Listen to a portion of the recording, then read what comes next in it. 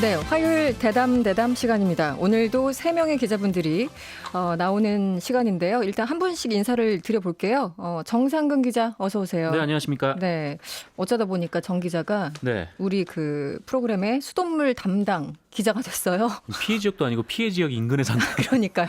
네, 이유로 네, 그렇습니다. 그나저나 물레동 붉은 수돗물은 해결이 되고 있습니까? 어떻습니까? 근데 물레동은 저희 집에서 정말 먼데요. 정말 먼데 네, 제가 감히 물어봅니다. 네, 그 20일 날 처음 민원 제기가 됐었는데 네. 22일 날 탁도를 서울시에서 조사를 해보니까 그래도 기준치 내로 나왔다고 해요. 그러니까 어느 정도 해결이 된 것 같은데 네. 그 21일 날 저수조를 청소를 하고 좀 효과를 본 것 같습니다. 근데 네. 뭐 이 지역의 수도관이 매설된 지가 46년 됐다고 하더라고요. 굉장히 진짜요? 오래됐는데 뭐 서울시 측은 이쪽 수도관을 좀 교체를 할 그런 좀 계획을 세우고 있는데 네. 일단 지금 탁도는 뭐 기준치 이내로 좀 낮아졌기 때문에 네. 조금 뭐 이제 적수가 뭐 어느 정도 해결이 됐다라고 하는데 뭐 그럼에도 불구하고 이 서울시에서는 웬만하면 이제 좀 식수로는 사용하지 말라. 아직은 좀 이렇게 뭐 지침을 내린 상태입니다. 이런 상황은 굉장히 좀 보수적으로 판단하는 게 좋죠. 네, 맞습니다. 그나저나 그 정상근 기자 집으로 뭐 그 빨랫감 들고 왔던 친구들 네. 그 집들은 좀 괜찮아졌어요? 전에 한바탕 빨래를 하고 가더니 네, 그 이후로 연락 끊겼습니까? 그 이후로는 지금 오지 않고 있고. 네, 물값 내는지 모르겠네요. 네, 참. 아예 뭐 그 정도로. 네, 네. 시급하게 해결이 돼야 될 것 같고요.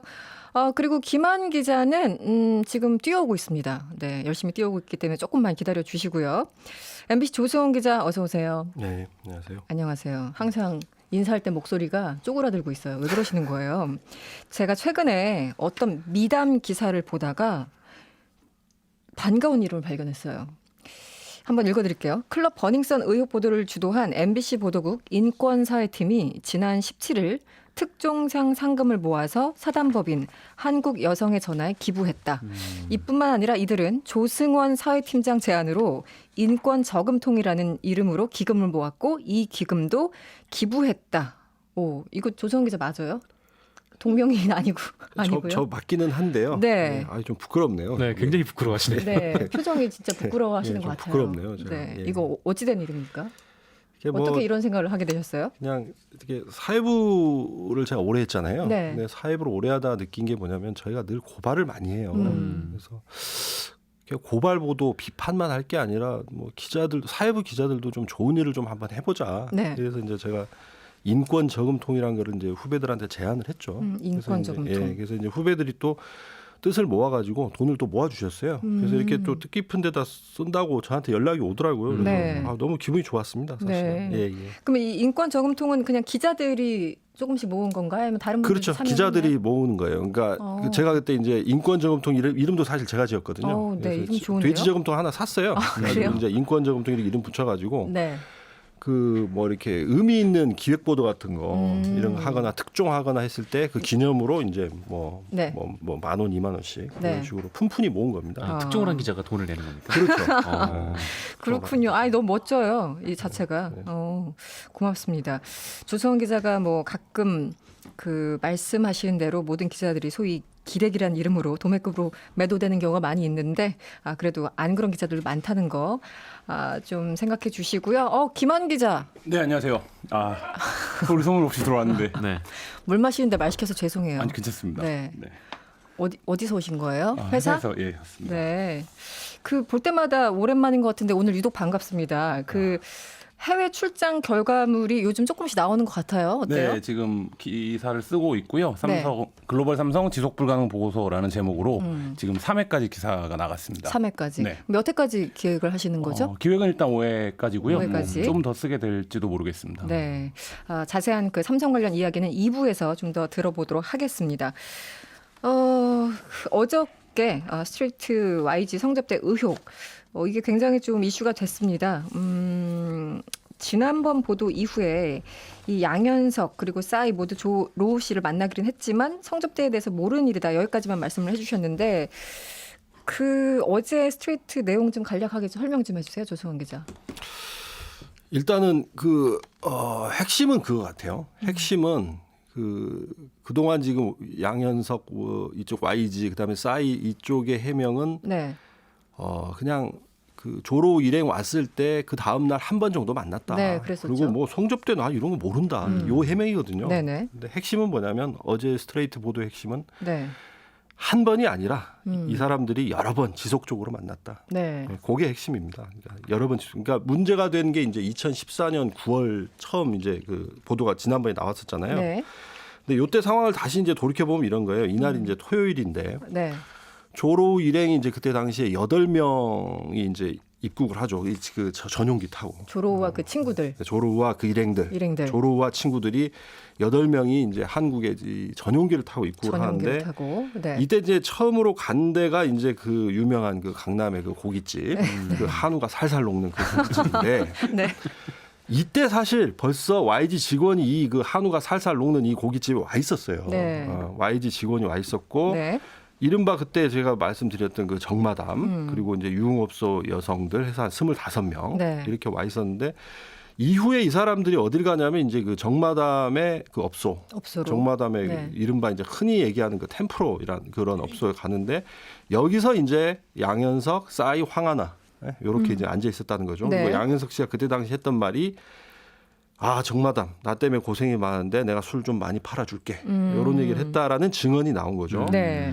제가 보니까 이게 자리 배치도 좀 웃기더라고요. 이게 자리 배치가 웃긴 게 제일 상석에 이제 조로우하고 자기 친구들하고 이제 여자들이 앉고 네. 이 대한민국 엔터계를 지배한다는 양현석 사장하고 정마담이 화장실 앞에 앉아 있고 네, 제일 끝에 앉아 있는 그리고 싸이하고 또 황하나는 또 출입문 쪽 반대쪽 출입문 맨 가장 자리 앉아 말석에 앉아 있었던 말석에 거죠, 앉아 있었던 한마디로. 거죠. 그 배치도 좀 웃기더라고요. 대한민국 엔터계를 이 장악한 분이. 그래서 하여튼 뭐 또 재미난 게 그 싸이는 자기가 원래 그랬잖아요. 자기가 조로랑 친해서 네. 양현석을 소개해줬다 뭐 그런 얘기 그 하는데 정도까지 얘기했죠. 정작 이제 어제 나온 증언 보면 네. 조로우는 싸이한테 거의 말도 안 걸었다. 친구인데 말을 안 친구인데 걸었다. 거의 말도 안 걸었다라는 거죠. 그러니까 자리 이게 배치부터 이 신화 같은데요. 이 자리의 성격이 그 네. 자리 배치에서 일단 보이는 것 같아요. 그렇더라고요. 그리고 네. 이제 문제는 이제 여기서 이제 이분들이 이른바 2차를 가는데 여기가 이제 문제죠. 여기가 문제인데 이때 지금 나온 보도는 조로우 일행 중에 6명이 네. 2차를 갑니다. 네. 물론 이제 여자들 데리고 가는 거죠. 네. 이때 이 조로우 일행 6명 플러스 이 여인들을 데리고 나간 게 YG 직원 김모 씨. 아, YG 직원이 데리고 나왔습니까? YG 직원 김모 씨인데 이 인물이 나중에 YG 자회사 사장이 되는 사람입니다. 아, 네네. 사장이 되는 훗날 네네. 이게 2014년 얘기니까. 네. 이때 어디로 가냐면 원래 조로우 일행은 와서 서울 삼성동에 있는 특급 호텔을 네. 예약을 해놨거든요. 근데 삼성동에 특급 호텔이 3개가 있어요. 네. 3개가 있는데 다 아실 거예요. 근데 3개가 있는데 그 중에 하나를 예약을 해놨는데 거기가 자기 숙소예요. 네, 네.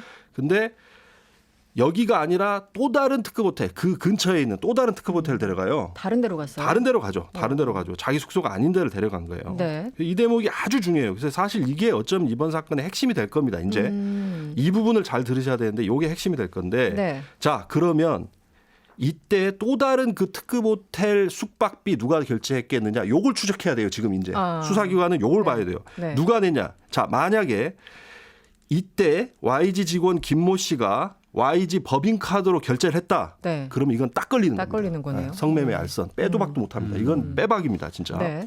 이미 승리 때 사례가 있잖아요. 네, 네, 승리 그렇죠. 때 YG 법카로 법인카드. 네. 한남동의 그 하땡땡 호텔, 네. 그 유명 호텔 그거 거기서 결제했잖아요. 3천만 원. 네, 네. 이번 이거 지금 상당히 좀 이게 비슷한 상황이 패턴이 될 수도 비슷하네요. 있는 거예요. 네, 지금. 네, 네. 네, 그렇게 될 수 있는 거고. 그러고 나서 이제 하룻밤 지나서 다음 날 이 일행 6명이 이제 아침에 이제 자기네 그 삼성동에 있는 그 호텔로 돌아왔다는 거예요. 원래 예약해놨던 원래 이제 호텔로. 아침에 돌아왔다는 거예요. 밤을 아침에. 보내고 오늘 아침에 돌아왔는데 그러고 나서 그날 저녁에 또 만나죠. 양현석 싸이. 네, 네. 또 만나는데 그때는 이제 그때 말씀드렸던 그 이탈리안 레스토랑 그 미슐랭급이라는 네. 거기인데 제가 그 이 자리를 빌어서 지난번에 제가 삼청동 레스토랑이라고 말씀을 드렸었는데 네. 그 좀 정정하겠습니다. 정정. 지금 취재를 다시 해보니까 삼청동이 아니고 강남에 있더라고요. 이게 강남이요? 이름이 같아요. 이게 분점이에요. 강남에 있는 게. 아. 네. 이게 굉장히 유명한 미슐랭 레스토랑인데 네네. 와인을 아주 보유를 많이 한 레스토랑이거든요. 네. 근데 이게 똑같은 데가 있더라고. 네. 강남에. 이게 분점이래, 분점. 디테일에 그래서 지금 강한. 그 네. 정정을 하겠습니다. 네. 강남에 있는 미슐랭 레스토랑입니다. 여기로 가는데 요때도 이제 한 여성들이 한 10명 정도 동행을 하고 네. 이날 이제 조로우가 500만 원짜리 백을 돌렸다는 거 아니에요, 여성들한테. 그 여성들에게. 네, 샤땡. 네. 샤땡 그 명품 백. 네. 제가 지금 명품을 잘 몰라요. 근데 네. 하여튼 뭐 샤 뭐라 하더라고요. 비싸다는 것만 네. 알고 있습니다. 그래서 네. 자, 지금까지 여기만 봐도 처음 만났다는 얘기가 안 되는 거예요. 왜냐 이 증언대로라면 벌써 이틀 동안 여러 차례 만난 거예요. 네. 심지어 플러스 그뿐만 아니라 2014년 7월에도 조로 일행과 양현석이 만났다는 증언이 또 나왔어요. 아, 7월에도. 네. 그러니까 벌써 9월 달에 여러 번 만났고 네네. 2박 3일 일정 동안 계속 붙어 다녔고 네. 2014년 7월 그 바로 두 달 앞서서도. 전에도 또 만났는데 그때는 또 다른 고깃집이 등장해요. 네. 근데 이게 고기를 되게 좋아해요. 고기를 좋아요. 좀 먹나 고기 봐요. 좋아해요. 네, 이게 네. 이 고깃집은 그 고기 한우가 살살 녹는 그 고깃집이 아니에요. 네, 다른 고깃집. 여긴 다른 고깃집이에요. 네. 여기는 육회가 또 아주 기가 막힌 집이에요. 네. 그래서 YG 그 친구들이 네. 연예인들 단골집이에요. 이 집 가면 아, 앞에 사진이 막 붙어 YG 있으니까. 연예인 그 웬만한 연예인들 사인은 다 있어요. 그렇군요. 여기 육회비빔밥이 아주 유명한 집이에요. 네, 근데 네. 여기가 어디냐면 그래서 그 승리가 지난번에 그 핫땡땡 그 호텔 데려가기 전에 네네. 일본이 접대한 데가 여기예요. 아. 그러니까 YG의 약간 그런 단골집들이 여기서 양현석과 또 조로가 또 만났다라는 만났다. 증언까지 나왔죠. 그리고 이 업소가 이 거점인 게 뭐냐면 여기서 1분 한 1분 거리 걸어서 1분 네. 거리 앞에 어디 뭐가 있냐면 정마담의 업소가 여기 있어요. 아, 여기 그렇군요. 있어요. 그래서 다몇 하여튼 개 중요한 지점들이 얘기는 있군요. 일회성이 아니다. 알겠습니다. 그 얘기입니다. 그런데 이제 목격자 A 씨의 증언으로 주로 구성돼 있는데 YG 측에서는 일방 주장이다. 목격자만의 증언으로 어떻게 믿을 수 있냐 이렇게 또 항변하고 있는데 이 부분은 어떻게 봐야 될까요? 그렇지 않습니다. 이거 지금 목격자가 여럿입니다. 지금 여럿이다. 이 상황을 보십시오. 네. 여기 지금 등장 인물부터 보세요. 네. 많잖아요, 지금. 여성들만 25명이에요. 명이니까. 거기에 종업원들, 네. 거기에 고깃집 다 굉장히 목격자만. 그래서 제 생각에는 YG가 지금 이거는 생각을 잘해야 될 것 같아요. 자, 목격자가 소수면 덮을 수가 있지. 근데 목격자가 여럿이면 정말 덮기 힘듭니다. 그렇겠죠. 이거는. 그래서 네. 저는 최대한 지금은 좀 진실되게 얘기를 좀 했으면 좋겠어요. 오히려 네. 미리. 네. 그나저나 이 정마담이 계속 거론이 되어 도대체 어떤 사람이길래 이 뭐 YG 측의 어떤 사업 협력자 정도 수준 되는 사람입니까? 그때 이제 제가 말씀드렸잖아요. 서울 네. 강남을 지금 주름잡고 있는 밤의 세계를 주름잡고 있는 사람이 두 명 있어요. 정마담과 양마담. 아, 양마담 양대 있었죠. 산맥이에요. 네, 그 네. 중에 정마담은 YG 쪽과 아, 절친하게 지금 절친이고. 지낸 거죠. 이번에도 보면 모든 걸 지금 정마담 통해서 지금 이루어지고 그런 있는 것 거거든요. 같아요. 지금. 또 하나 이제 호텔 그 비용 누가 내냐 그 부분도 있지만 조로와 이 정마담이 직접 뭐 연락해서 일을 그 성사시킨 것이 아니라 YG 측의 그 이 A십니까? 이 사람이 중간에 좀 껴 있어서 일을 성사시켰다. 그리고 돈 문제가 생기니까 YG 측에 항의했다. 이런 내용도 있었던 것 같아요. 그렇죠. 그러니까 조로는 기본적으로 조로가 정마담을 어떻게 알겠어요. 모르죠. 네, 이거는 이제 해외 원정 네, 성접대 성접대 부분. 부분이죠. 네네. 그러니까 그거는 조로가 그 어떻게 뭐 여인들을 이번에 이제 그 모로코까지 지금 저 어디에 그 모나코까지 유럽. 지금 네네. 데려왔잖아요. 여성들을. 그걸 어떻게 하겠어요, 자기가. 그걸 바로 정마담한테 전화했겠어요, 조로가? 그렇지 아니잖아요. 않겠죠. 네. 누군가에게 전화했는데 그게 네. YG일 것이다. 네. 라는 거죠, 지금. 네, 대담한 기자들의 뉴스 대담 코너 이어가고 있습니다. 조승원 기자, 김한 기자, 그리고 정상근 기자와 함께하고 있는데요. 이 얘기 조금만 더 짚어볼게요. 일단 문자를 주신 분이 1208번님. 연예인 지망생들에게는 YG가 학교와 같은 곳인데 학생들에게 무엇을 가르친 건지 이런 문자. 그리고 권호연님, YG가 이런 식으로 사업을 번창시켰다니 실망입니다. 언제까지 거짓말로 버틸지 이렇게 문자를 주셨어요. 조로 얘기를 하고 있었는데 이 조로란 사람이 재산이 어느 정도 된다고요? 재산이 정확히 얼마인지는 모르겠는데 네, 추정치가. 뭐 일단 5조 2천억 원? 이걸 횡령한 주범이죠. 그러니까 횡령. 그 말레이시아 총리 밑에서 일하면서 네. 비자금을 조성했는데 그 액수가 5조 2천억 원이에요. 그러니까 그거를 쏟아내는군요. 물론 이제 5조 2천억을 자기가 다 먹은 건 아니지만 네. 그 총리와 함께 일하면서 그 밑에서 일하면서 5조 2천억 원을 횡령을 했고 어쩌면 글로벌 국제 사기꾼인데 네. 지금 씀씀이 보통 얘기하는 게 6개월 동안 한 1,000억 원을 썼다는 거예요. 그러니까 이번에 보도에 나온 그 모로코란다. 그 모나코 자꾸 헷갈리네요. 모나코의 네. 그 요트, 네. 모나코의 그 정박한 요트가 2,600억짜리거든요. 아, 그렇습니까? 요트 한 대가. 요트가 아니던데 그냥 배던데요. 사이즈 보니까. 이게 네. 사이즈가 90m짜리예요. 길이가. 그러니까 100m 달리게 해도 돼. 네, 헬기 착륙이 그 가능한. 안에서. 아 실제로 헬기가 유착해요. 네. 거기. 영화에서 나오는 그런 배더라고요. 그렇죠. 영화 네, 휴양지가만 속에 나오는. 배죠. 이 사람 뉴욕 맨하탄 집이 한 400억 되고.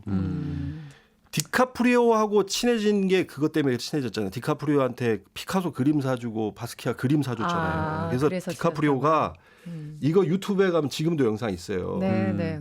2014년에 골든글로브 상 받았을 때 네. 땡큐 조로우란 말을 해요.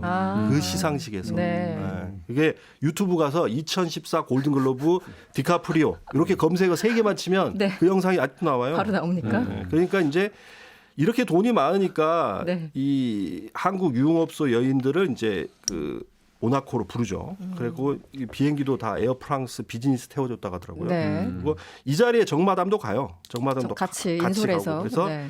가서 이제 전용기 타고 또 전용 헬기도 또 있다고 하더라고요. 전용 헬기 타고 프랑스, 이탈리아 막 휴양지 돌아다니면서 명품 쇼핑하고 그리고 이제 이 여성들이 사실상 이제 이 유흥업소 여성들한테는 이게 일종의 출장이잖아요. 해외 출장이잖아요. 그렇죠. 네. 그래서 인당 1,000만 원에서 2,000만 원씩 받았다고 하더라고요. 정마담한테.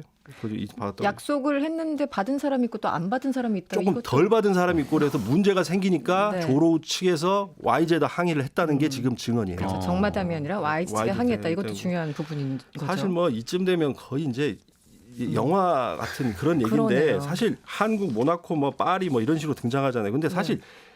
영화도 대본 이렇게 소설이나 영화 대본 이렇게 쓰면 욕 먹어요. 너무 현실성 없다고. 어? 이거 욕 먹지. 그렇죠. 너무 현실성이 그렇긴 없잖아요. 하네요. 생각해 보니까. 네, 충무로에 계시는 감독님들 이거 그대로 그냥 영화로 만들면 제가 보기엔 대박 날 것 같습니다. 이거 제작비가 너무 많이 들어가지고 안 만들 것 같아요. 너무 그럴 수도 힘들다. 막 이렇게. 그럴 수도 있어요. 그나저나 그 가장 걱정되는 건 이제 우리는 약간 뭐 이렇게 웃으면서 얘기를 하지만 궁극적으로 경찰 수사 제대로 할 수 있을까 이 부분이에요. 뭐 기자도 지금 조사를 받았다고 하고 하는데 어떻습니까?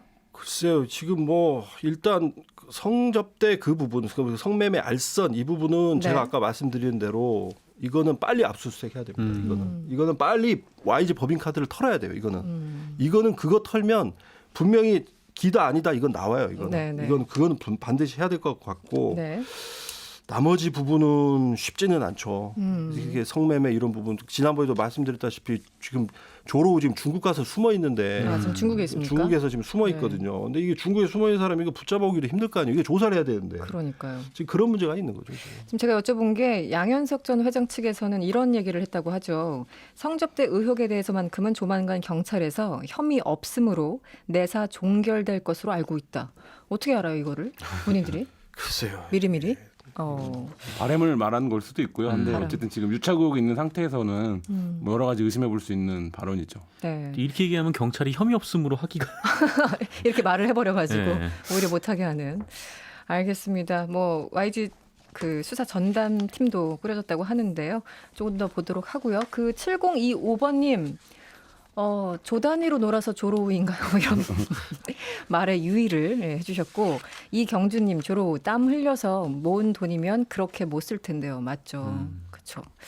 알겠습니다. 다음은 그 김한 기자가 네. 몇 달 동안 고생한 우리 삼성 관련해서 얘기를 좀 해야 될 것 같아요. 이 질문 본격적으로 하기 전에 기자들 여기 3명 있잖아요. 기자들한테 삼성이란 어떤 존재인가요? 삼성이란 삼성이란. 또 하나의 논란. 또 하나의 가족이 아니라 네, 또 하나의 논란. 좋습니다. 끝인가요? 이게 항상 네. 뭐랄까요? 하여튼 이 삼성으로 인해서 우리나라의 그런 좀 경제 관련 법안들이 계속 바뀌었던 것 같아요. 그러니까 맞아요. 그런 얘기 많이 하죠. 네, 그러니까 뭐 그동안은 뭐 상속세를 회피하기 위해서 뭐 여러 방법을 쓰면은 그게 이제 법적으로 걸렸는데 이제 삼성에서 새로운 방법을 계속 출시를 하고 네, 네. 네, 거기에 또 맞는 또 세법을 개정하고 네. 뭐 전환사채 뭐 PB 뭐 이런 것들이 막 새로 막 개발이 되잖아요. 네, 삼성에 네. 의해서 좀 그런 것들을 보면은 네. 예전에 어떤 분 만났더니 그 국회 쪽에서 일하시는 분인데 삼성은 뭐 크게 불법 안 저질러도 될 부분이 있다. 왜냐면 걔네들 그냥 법을 바꿔버리니까 이렇게 얘기를 하던데 네. 다시 한번 그런 얘기가 또 상기시켜주는 그런 대목인데요. 조세원 기자한테 삼성은 뭐 어떤 의미가 있습니까? 혹시 뭐 에피소드가 있을 것 예전에 같은데. 아니 에피소드보다도 저는 삼성을 보면서 제가 24년 이제 기자 생활했잖아요. 네, 네. 기자 생활하면서 삼성에 대한 느낌은 어떤 거냐면 이게 좀 적절한 비유인지는 모르겠는데 네. 옛날에 학창 시절 때 보면 그 공부 잘하는 애들 중에 두 가지가 있어요. 공부 잘하면서 행실도 바른 애가 있고 네, 네, 네. 공부 잘하는데 툭하면 사고 치는 애가 네, 있거든요. 네, 있죠. 말썽 많이 피우고 저는 삼성이 그런 친구 같다는 생각이 들어요. 부자. 공부는 잘하고 집도 부자야. 네. 집도 엄마 아빠도 잘 나가는 분이 집도 부자인데 네. 공부까지 잘해 애가. 근데 사고는 계속 쳐. 네. 약간 그런 친구. 그런 안타까움. 생각. 이게 왜 문제냐면요. 네. 그 공부 못하면서 말썽만 계속 피우는 애들은 네. 선생님한테 불려가서 혼나거든요. 네. 혼이라도 근데 나는데. 공부도 잘하고 집도 부자인데 말썽 피우는 애들은 네. 혼도 잘 안 나요. 우리 학교 때 보면 선생님들이 봐준다고 쟤는 공부도 잘하고 힘도 있는 애니까. 그렇죠. 저는 삼성을 보면서 그런 생각이 들어요. 너무 힘도 많고 돈도 많이 벌고 수출도 많이 하잖아요. 네, 네. 국가에 많은 이바지를 하는 대신 사고도 많이 치니까. 저희 취재가 말하자면 지금 이제 조성 기자가 말하면 대목과도 연결이 되어 있는데요. 네, 네. 그러니까 삼성이 해외로 공장을 옮긴 지가 이제 한 20년이 넘어갑니다. 그러니까 지금 대부분의 공장들, 생산 공장들이 해외로 나가 있는데 그러니까 네. 단적으로 뭐 국내 휴대폰 공장에서는 한 5천 명 정도 고용을 하고 있는데 해외 그 베트남 휴대폰 공장에서는 15만 명을 15만. 하고 있으니까요. 맞네요. 네. 이 20년이 넘는 시간 동안 삼성 해외 공장이 어떻게 운영되고 있는가를 보도했던 언론이 한 번도 없었던 거죠. 국내 언론. 그것도 참 가운데. 신기해요. 있을 그렇죠. 법한데. 네. 네. 그래서 일부 뭐 해외 언론들이 간헐적으로 취재를 한 적은 있었지만, 그래서 저희 이제 한겨레 탐사팀이 한 70일 정도 이 삼성 문제를 취재를 했는데, 네. 우리가 그동안 알고 있었던 삼성이 굉장히 제한적인 삼성이었다 이런 생각을 하게 됐어요. 그러니까 우리가 삼성 하면 조건반사적으로 떠올리는 얘기들이 있습니다. 뭐 승계, 네, 문호조, 반도체, 그다음에 그렇죠. 이제 뭐 황유미 씨, 뭐 이런. 근데 네. 지금 삼성을 구성하는 게 딱 그 정도예요. 그러니까 하고, 근데 실제 우리가 삼성에 대한 찬사, 뭐 글로벌 1류 기업이다, 네, 네. 뭐 세계 1위 품목을 몇 개 갖고 있다, 네. 뭐 이런 얘기들을 할 때는 실제 그게 어떻게 구성이 되고 있는 건지, 왜 삼성이 그 부분에서 세계 1위를 하고 있는 건지 이런 부분들에 대해서는 거의 보도가 된 적이 없다라는 거죠. 네. 그래서 이번에 가신 데가 베트남, 인도, 인도네시아 이렇게 가신 겁니까? 네, 이 세 국가를 갔다 왔는데요. 네. 그러니까 어땠어요? 베트남과 인도는 지금 이제 오늘의 삼성을 만든 두 가지 품목을 뽑으라면 반도체와 스마트폰을 꼽을 수 있을 텐데, 이 갤럭시 스마트폰의 네. 70%가 이제 베트남과 인도에서 만들어지고 있습니다. 그러니까 사실상 삼성이 세계에 한 220개 종속법인을 두고 있는데 그 중에서 이제 가장 큰 공장이죠. 그러니까 네. 뭐 베트남 공장은 예전에 이제 하노이 정상회담 할 때 김정은이 방문을 할 거냐 안 할 거냐, 네, 그랬었죠. 뭐 이걸로 이제 화제가 됐었고, 네. 노이다 공장, 그러니까 인도에 있는 노이다 공장 같은 경우에는 문재인 대통령이 직접 가기도 했었죠. 네. 거기서 이제 이재용 부회장을 만나서 예, 화제가 됐던 공장인데, 이제 그 공장들의 노동 실태를 저희가 이제 취재를 해서 연속해서 보도를 하고 있습니다. 네. 지금까지 총 3편 나온 거 맞죠? 네, 맞습니다. 네. 소제목들 살펴보니까 청년 착취, 산재, 문호조 이렇게 돼 있더라고요. 네. 그래서 뭐 일단 제목만 들어도 대충 감은 잡히긴 하는데 네. 산재 부분은 어떻습니까? 그러니까 삼성 공장의 특징을 한마디로 요약을 하면 이 저숙련 노동자들이 네. 불안정한 방식으로 굉장히 노동 집약적으로 일을 한다라는 겁니다. 그러니까 삼성이 세계 1위를 하고 있는 품목의 특징을 꼽자면 뭐 기술 개발이다, 뭐 여러 가지 뭐 언론들이 포장을 해줄 수 있지만 가장 단적인 특징은 굉장히 노동 집약적인 산업이라는 거예요. 그러니까 한 명의 노동자를 굉장히 밀어붙여갖고 몰아붙여서 네. 생산량을 높이면 그 자체가 그냥 생산 효율이 되는 품목들이거든요. 그러니까 대표적으로 이렇다 보니까 굉장히 많이 다치죠. 왜냐하면 업무량 할당되는 업무량이 굉장히 많고, 그러니까 노동자가 저숙련 네, 그러니까 숙련되지 않은, 그러니까 이 네. 굉장히 불안정하겠어요. 이게 왜 그러냐면 휴대폰이 출시를 하면 시즌이 있잖아요. 예를 들면 네네. 갤럭시 10을 출시하면 갤럭시 10이 내내 팔리는 게 아니잖아요. 그럼 갤럭시 10을 집중적으로 만들어야 될 때 이 불안정 노동자들 단기 고용합니다. 이 나라별로 부르는 이름이 조금씩 다르긴 한데 이제 견습공들이죠. 우리로 치면. 네네. 그러면 정규직 임금의 한 3분의 1 정도를 주고 집중적으로 고용해서 한 6개월 정도 물량을 맞춥니다. 네. 그러니까 이 휴대폰 공정은 사람 수가 고생산 효율이에요. 그러니까 사람을 많이 쓰면 많이 만들 수 있는. 네. 그래서 그런 방식으로 이제 쓰고 이게 좀 주춤해지면 이 노동자들을 계약을 해지하는 방식인 거죠. 네. 그러니까 삼성이 지금 글로벌에서 한 35만 명 정도를 고용하고 있는데, 단언컨대 저희가 만났던 한 20여 명의 국제 경영 노동 전문가들은 결코 좋은 일자리가 아니다. 그 나라의 글로벌 최저선을 만든다. 그러니까 삼성이 진출하게 되면 글로벌 기업들의 최저선이 만들어진다. 다 삼성을 따라하고 싶은데 저렇게 해도 되는구나. 그러니까 하향 평준화 그렇죠. 그런 그게 이름입니까? 엄청나게 평균을 떨어뜨린다라고 얘기하고, 네. 심지어 이제 국제 노동기구의 한 전문가는 이렇게 삼성이 지구적으로 만들어내고 있는 현상을 국제적으로 이름을 붙여야 된다 이제. 그래서 그거를 뭐 노동의 삼성화 현상이라고 부르던지 하여튼 이 삼성의 노동 환경, 노동 실태를 국제적으로 지칭하는 말이 있어야 네. 된다고 자기는 생각한다. 네네. 이렇게 말할 정도로 굉장히 도드라지고 굉장히 착취적인 것들을 저희가 목격을 했습니다. 전 세계적으로 참 황윤미 씨처럼 안타까운 네. 사연을 가진 분들이 많을 거라 저희가 생각이 거의 들고요. 판박이 같은 사례를 베트남에서 만났는데요. 그러니까 22살의 여성 노동자가 삼성 공장에 취업한 지 4개월 만에 갑자기 공장에서 쓰러져서 병원을 그래요? 옮겼는데 사망했습니다. 공식적인 사망 진단명은 이제 심근염, 심장 근육의 네네. 염증이었는데요. 네. 이 사건이 굉장히 희한합니다. 왜냐하면 가족들이 부검을 하지 말라라고 요청을 했거든요. 베트남도 이제 아시아적 정서가 있어서 이제 주검을 훼손하는 일을 굉장히 꺼려하는데 네네. 우리가 갈 때까지 부검을 하지 말라라고 요청을 했는데 경찰이랑 그 삼성 측이 부검을 하기로 결정을 해버렸어요 이미. 부검을 하기로. 네, 하기로. 네. 근데 뭐 부검은 필요에 따라서 형사적으로 할 수도 있으니까 네네. 그렇다라고 양보해서 인정한다고 하더라도 그래도 뭐 가족의 동의를 당연히 받아야 되지만 이 가족들에게는 병원에서 사망 진단서를 주지 않습니다. 그러니까 사망 진단서를 달라고 했는데 없다. 그리고 사망 시간을 알려달라고 했는데 그것도 5시경이다 그냥 이렇게 이제 얘기를. 말이 됩니까? 네, 그러니까 이 가족들한테 이 죽음과 관련된 정보를 하나도 제공하지 않은 거예요. 그 회사 측에만 제공했다는 뜻인가요? 그렇죠. 그러고 나서 경찰이 계속적으로 뭐라고 얘기하냐면 이 죽음은 공장과는 상관없는 거다. 운이 없었을 뿐이다. 이렇게 이제 경찰이 얘기를 하면서 삼성 입장을 이제 대변해 준 거죠.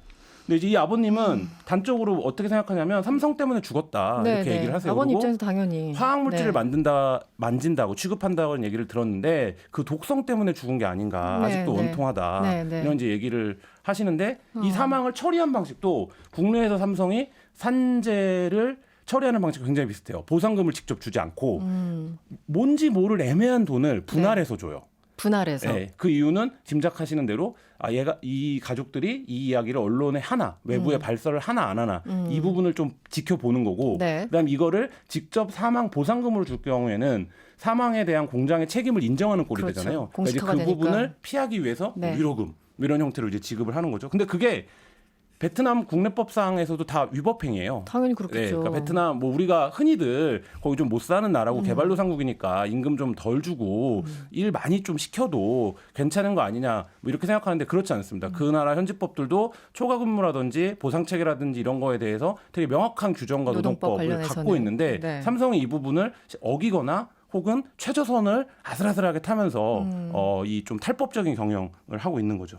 그 나라 정부의 도움이 없었다고 볼 수가 없네요. 그 지금 상황을 보면은 뭐 경찰이 그렇죠. 설명을 하는 거나 그러니까 여러 가지 패턴을 보면 베트남에서 삼성 어쨌든 가장 큰 해외 투자자 중에 하나니까요. 네. 베트남 정부도 삼성의 눈치를 볼 수밖에 없죠. 또 하나는 문호조 경영. 뭐 네. 삼성 하면은 바로 떠오르는 단어가 이거예요. 네. 문호조 경영. 네. 이거 해외에서도 그냥 그대로 실천하고 있는 모양이네요. 네, 우리는 삼성이 문호조인 게 어떻게 생각하면 관습적으로 되게 익숙하잖아요. 네. 그래서 그 부분이 뭐 삼성은 원래 문호조지 뭐 이렇게 생각을 하는데 이거 하나만 갖고도 저희는 삼성이 글로벌에서 지속 가능하지 않다 이제 이런 생각을 하게 됐는데요. 네. 그러니까 우리가 이제 S 전략 문건이라고 알고 있잖아요. 2012년도에 작성해서 네. 국내에 이제 삼성 노조를 파괴하는 데 쓰였던 뭐 6천 건 이상의 지금 노조 파괴 증거들이 삼성 내부에서 발견됐다. 이런 게 이제 검찰의 설명인데 이 S 전략 문건에 따라서 해외 공장들에서 그대로 노조를 파괴를 하고 있는 거죠. 네. 그러니까 지금 사실상 삼성 물건을 만들고 있는 베트남, 인도네시아에는 노동자를 대변하는 노동조합은 없습니다. 없는 상태고 없어요. 인도네시아에서 유일하게 삼성 해외 공장 가운데 유일하게 민주노조를 만든 적이 있었는데 네. 삼성이 국내에서와 똑같은 방식 제가 그냥 키워드만 말씀드리겠습니다. 네. 협박, 회유, 미행, 매수, 사찰을 통해서 40일 만에 이 노조를 완전히 파괴한 네. 그러니까 그 표현이 이제 박살냈다라고 표현을 하는데 현지 노동자들은 뭐 그런 뭐 상황이고 네. 이 문호조를 삼성이 국내에서 우리가 수십 년 그렇게 경영을 했으니 네. 우리 방침이고 해외에서도 그렇게 그냥 계속 해야겠다 이런 태도를 고수한다면 제가 이번 취재에서 느낀 건 단언컨대 삼성은 지속 가능하지 않다. 지속 가능하지 네. 않다. 네. 삼성의 해외 문제에 대해서 이야기를 하다 보니까 또 국내 문제도 만만치 않아요. 뭐 잊을만 하면 나오는 게 요즘 그 삼성 바이오, 삼성 에피스 관련해서 계속 수사 진행 상황 같은데 정상근 기자 네. 오늘 나온 기사 보니까 이재용 부회장이 분식회계 플레이어 역할을 했다 이렇게 보도가 나왔어요. 네네. 조금 정리를 해주세요. 그러니까 뭐 지금까지 이제 분식회계 관련 수사 같은 경우는 이게 본류가 아니고 좀 지류 같은 좀 성격이 있었는데 네네. 그동안 이제 뭐 수사를 계속 분식회계 관련된 수사를 하다가 네. 이게 증거인멸 정황을 발견하고 계속해서 증거인멸 쪽을 파고 들었던 거거든요. 근데 이 증거인멸에서만 이 구속된 그 혐의자가 네. 그러니까 한 8명에 좀 8명. 가깝고 지금 뭐 지난 12일에는 이제 정현호 사장까지 소환을 해서 뭐 17시간 동안 조사를 했다라고 했죠. 하더라고요. 네. 근데 이 뭐 아시다시피 이 정현호 사장이라고 하는 사람이 그 이재용 부회장과 굉장히 좀 밀접한 사람. 네. 네. 그러니까 이재용 부회장이 유학을 할 때 뭐 그 길을 이제 먼저 갔던 먼저 갔던 뭐 그런 네, 사람으로 네. 불리는데 이 사람에 대한 이제 구속영장을 검찰에서 고민을 하고 있고 뭐 그렇다는 것은 이제 이재용 부회장의 소환도 이제 턱밑까지 좀 이르렀다. 그쵸. 그래서 이 취재를 하신 분들 얘기에 따르면 한 7월 중에는 소환이 좀 이루어지지 않겠느냐 좀 이렇게 보시는 분들도 계시더라고요. 아, 이재용 부회장에 대해서 직접적인 네. 소환이요. 네. 근데 오늘 이제 나왔던 이 경향신문 보도 같은 경우에는 이 본류에 대한 얘기예요. 그러니까 네네. 분식회계 그 자체에 대한 얘기고, 그러니까 뭐 2014년에 그 바이오에피스 지분 재매입을 이재용 부회장이 보고를 받고, 네. 2015년에는 바이오젠 부회장과 직접 이재용 부회장이 통화를 했다. 그 말은 그 이재용 부회장이 뭐 이미 다 끝난 상황을 보고받지는 않았을 것이고, 네네. 이재용 부회장이 마지막 이제 최종 결정권자로서 이 결정을 내린 그런 상황 아니었냐, 뭐 직접 이런 관여를 내용입니다. 했을 것이다. 네. 이런 거군요. 네. 아, 이진주님, 나라 망신이네요. 이런 문자를 짧게 주셨습니다. 네, 대담 벌써 마쳐야 될 시간이 왔습니다. 지금까지 조승원 기자, 김한 기자, 그리고 정상근 기자였습니다. 고맙습니다. 네, 고맙습니다. 감사합니다. 여러분의 퇴근길을 꽉 채워드립니다. 평일 저녁 6시 5분 이승원의 세계는 그리고 우리는